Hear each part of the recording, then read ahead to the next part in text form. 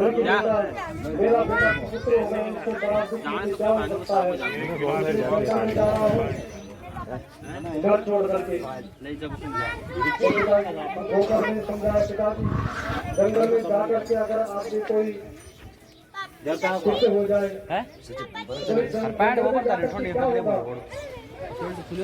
अगर आपका मन अपने बेटे पर ही लगा रहे और जंगल में आप गए हैं तो उससे क्या होगा। तब गोकर्ण जी ने उनको ज्ञान दिया। मेरा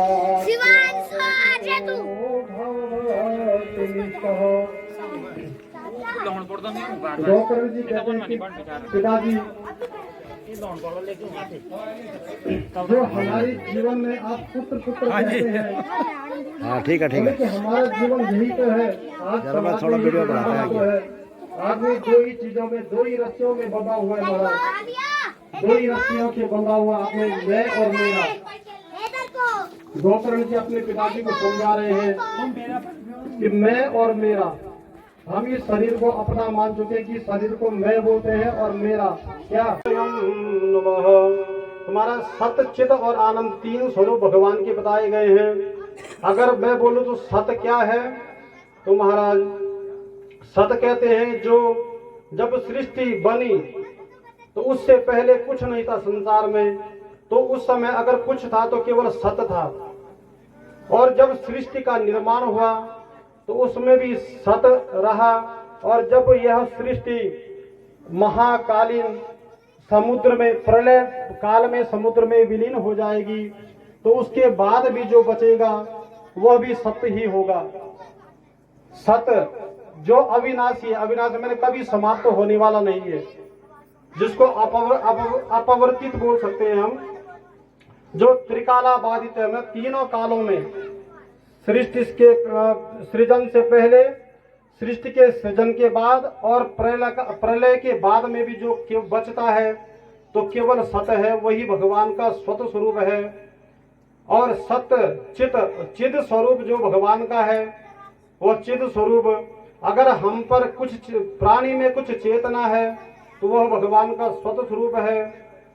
प्रकृति में अगर आप हरियाली देखते हैं, जो भगवान का सत स्वरूप है।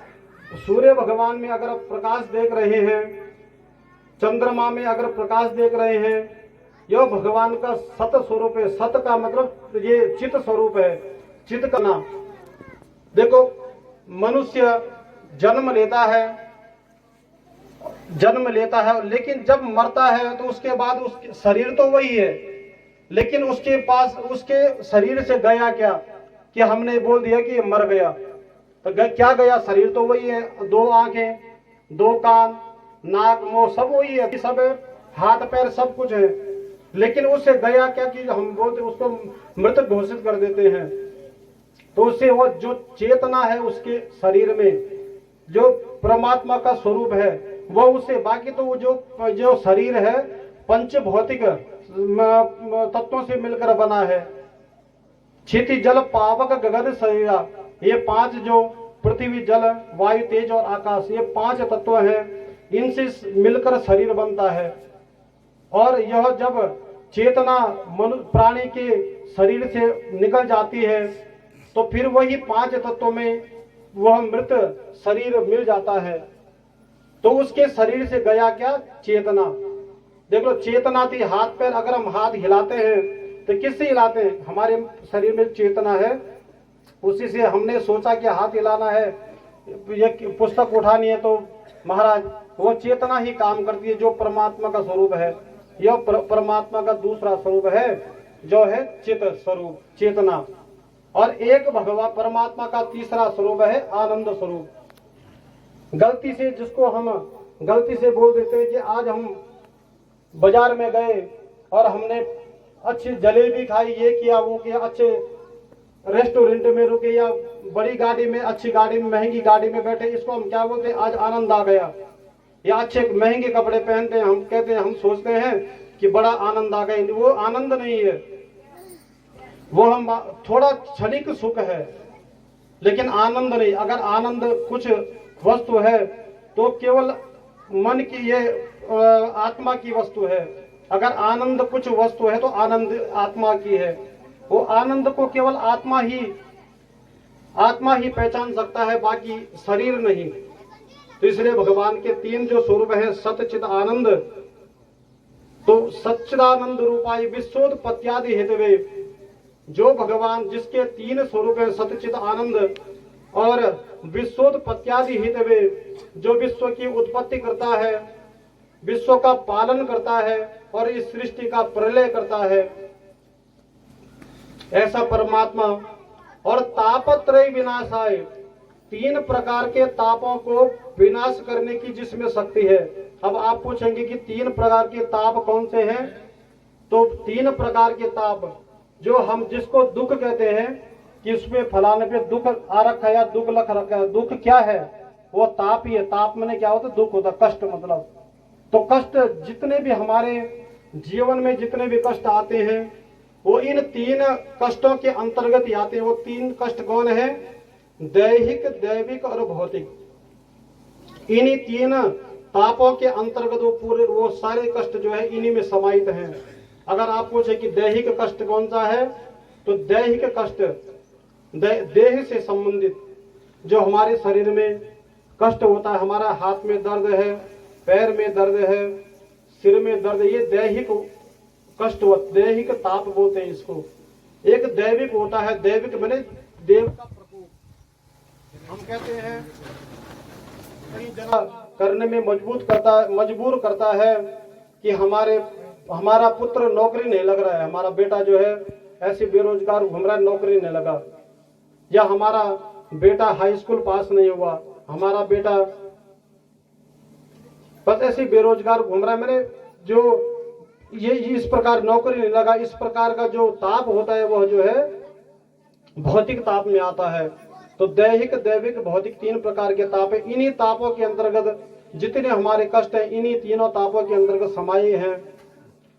तो तीन प्रकार के तापों, इन तीन प्रकार के तापों को दूर करने की जिसमें सामर्थ्य है, तो श्री कृष्णाय वयम नमः, ऐसे श्री कृष्ण भगवान को हम सभी मिलकर प्रणाम करते हैं। बोले श्री कृष्ण चंद्र भगवान की जय। तो महाराज, यम प्रप्रजंतम अनुपेतम अपेत कृत्यम आजुहाव पुत्रेति तन्मयतया तरवोभिनेदो तम सर्वभूतेर्दयं मुनिमानतोऽस्मि। महाराज, इस भागवत में प्रवेश करने से पहले हमने अभी श्री कृष्ण भगवान को प्रणाम किया और एक सुखदेव जी है महाराज, जन्म लेते ही जो वन की तरफ जाने, जंगल की तरफ जाने लगे, पीछे से आगे सुखदेव जी जा रहे हैं और पीछे से उनके पिताजी व्यास जी जा रहे हैं, यह बोलते हुए कि बेटा वापस आ जाओ, बेटा वापस आ जाओ। लेकिन उनको वापस, सुखदेव जी को वापस ऐसे अवधूत सुखदेव जी जो अपने पिता के कहने पर भी वापस नहीं लौटे, जिनको लौटाने की व्यास जी में भी, उनके पिता व्यास जी में भी सामर्थ्य नहीं, ऐसे सुखदेव जी को हम प्रणाम करते हैं। बोले सुखदेव जी महाराज की जय। तो महाराज, जिस प्रकार से हम यहाँ पर कथा सुनने के लिए बैठे हैं, उसी भी आप भगवत की कथा होनी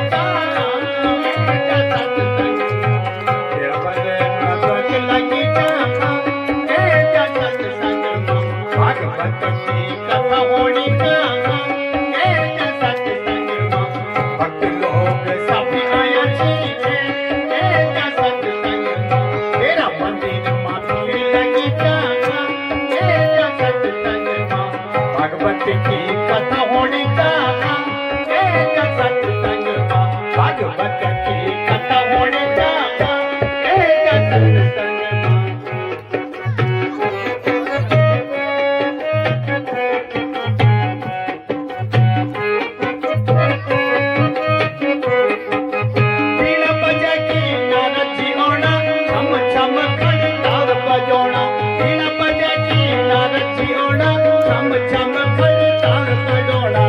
प्रभु का भजन करो ना सत्संग प्रभु का भजन करो ना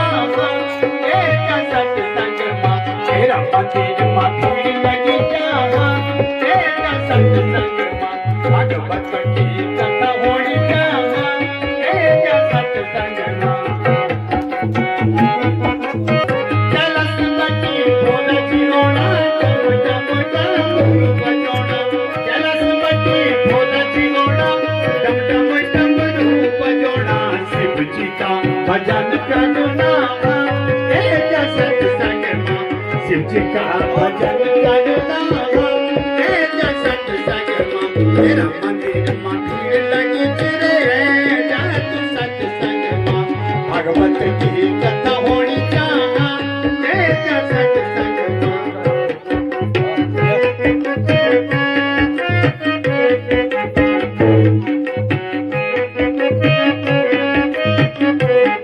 गोकुलपति कृष्ण जी होना प्यारी प्यारी बंसुरी बजाना गोकुलपति कृष्ण जी होना प्यारी प्यारी बंसुरी बजाना प्यारी कान्हा की बंसुरी बजी के तेरा सत्संग मां प्यारा कान्हा की बंसुरी बजी के तेरा सत्संग मां तेरा मंदिर मां भीड़ लगी कहाँ तेरा सत्संग मां भागवत की कथा होती राम जी ओना हनुमान जी संग मलोना अयोध्या बटी राम जी ओना हनुमान जी संग मलोना राम का भजन करूं करे तू सत्संग मां राम जी का भजन करूं तू सत्संग मां राम जी का भजन करूं तू सत्संग मां भक्त लोग सभी आया जी तेरा सत्संग मां तेरा मंदिर मां भीड़ लगी जहाँ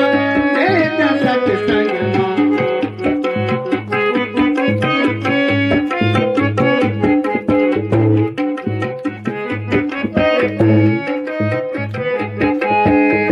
विष्णु जी ओना संग मां लक्ष्मी जी ओना कुटुंबटी विष्णु जी ओना संग मां लक्ष्मी जी ओना प्रभु का दर्शन कयो ना तेरा सत्संग मां प्रभु का दर्शन करो ना तेरा सत्संग मां तेरा मंदिर मां भीड़ लगी जहाँ तेरा सत्संग मां भागवत की कथा होनी जहाँ तेरा सत्संग मां भागवत की कथा होनी जहाँ तेरा सत्संग मां तेरा मंदिर मां भीड़ लगी जहाँ तेरा सत्संग मां तेरा मंदिर मां भीड़ लगी जहाँ तेरा सत्संग मां तेरा सत्संग मां तेरा सत्संग मां यमुना का बेटे कालिया नागन मारी लेके जिन पड़ी यमुना का बेटे कालिया नागन मारी लेके तेरा भजन मन मनमोहन संगीत तेरा भजन तेरा भजन बड़ू आनंद तेरा भजन बड़ू आनंद तेरा भजन बड़ू आनंद तेरा भजन बड़ू आनंद मनमोहन संगीत तेरा भजन बड़ू आनंद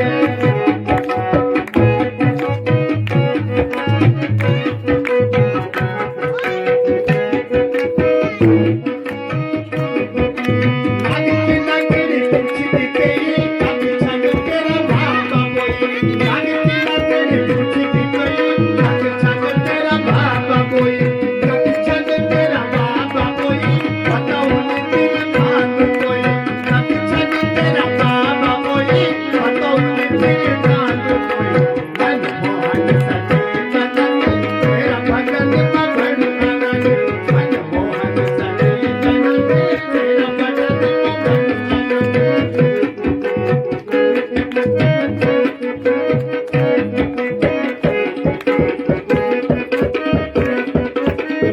बाबा बोली उजन थामो कृष्ण कन्हैया मेरू नामो बाबा बोली उजन थामो कृष्ण कन्हैया मेरू नामो जन्म के नंद का लाल आदि कर सकूं मैं किनारे जन्म के नंद का लाल आदि कर सकूं मैं किनारे मनमोहन संगीत तेरा भजन बड़ू आनंद मनमोहन संगीत तेरा भजन बड़ू आनंद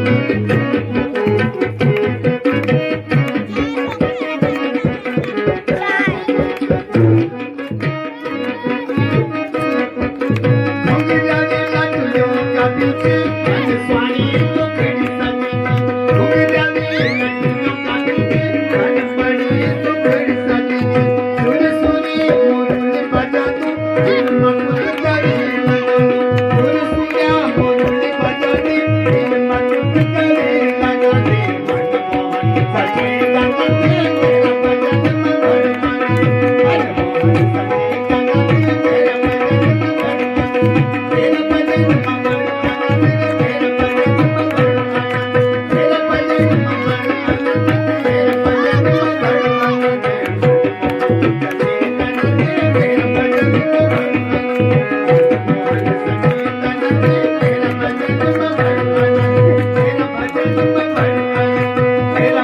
भगवान